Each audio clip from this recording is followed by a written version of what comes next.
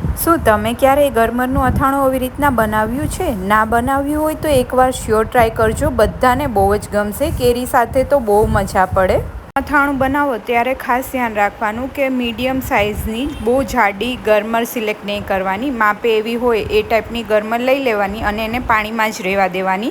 પછી જ્યારે skin remove કરો ત્યારે બી એ પાણીમાં જ રહેવા દેવાની અને કટ કરીને ડાયરેક્ટલી પાણીમાં જ રહેવા દેવાની, નોર્મલ પાણીમાં. તો આવી રીતના મેં કટ કરી અને રેડી કરી લીધી છે. જો તમે બહાર રહેવા દેશો તો ગરમર બ્લેક થઈ જશે. હવે આપણે લીંબુ લઈ લઈશું.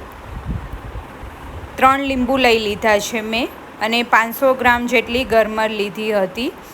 સોલ્ટ લઈ લીધું છે અડધી વાટકી જેટલું. સોલ્ટ સાથે જ આપણે હળદર એડ કરી દઈશું 2 ટેબલ સ્પૂન જેટલી. આમાં નિમકનું પ્રમાણ વધારે હોય છે તો જ આ અથાણું સારું બનશે અને સારું રહેશે, બાકી પોચું પડી જશે. એટલે ખાસ ધ્યાન રાખવાનું. જો તમે આવી રીતના આટતા હોય ગરમરને તો સોલ્ટ વધારે યુઝ કરીને જ બનાવવાનું. પ્રોપરલી મિક્સઅપ કરી દઈશું બધું. તો આ રેડી છે. હવે આપણે ગરમરને એક વાસણમાં લઈ લઈશું. પાણી રિમૂવ કરી લેવાનું છે અને આ પ્રોસેસ થોડી સ્પીડમાં રાખવાની છે. 3 લીંબુના કટકા કરી લીધા છે આવી રીતના અને એને બી એડ કરતું જવાનું અને ગરમર એડ કરી દઈશું. પ્રોપરલી એકવાર મિક્સ કરી દઈશું જેથી કરીને લીંબુની ખટાશ એડ થઈ જાય તો ગરમર કાળી ના પડે. અને ડાયરેક્ટલી આપણે જે સોલ્ટ અને હળદરનું મિશ્રણ રેડી કર્યું હતું એ બી એડ કરી દેવાનું છે અને પ્રોપરલી આવી રીતના મિક્સઅપ કરી દઈશું. હવે લીંબુનો રસ એડ કરી દઈશું જેથી કરીને ગરમર કાળી ના પડે અને ટેસ્ટ બી બહુ જ ફાઇન આવે. તો અત્યારે મેં 2 મોટી સાઇઝના લીંબુનો રસ એડ કરેલો છે અને બહુ ઝાઝો મેં નીચવ્યો નથી એટલે એ બી એમાં એડ કરી દઉં છું. પછી બધું મિક્સઅપ કરી દઈશું જેથી કરીને લીંબુનો રસ પ્રોપરલી મિક્સઅપ થઈ જાય.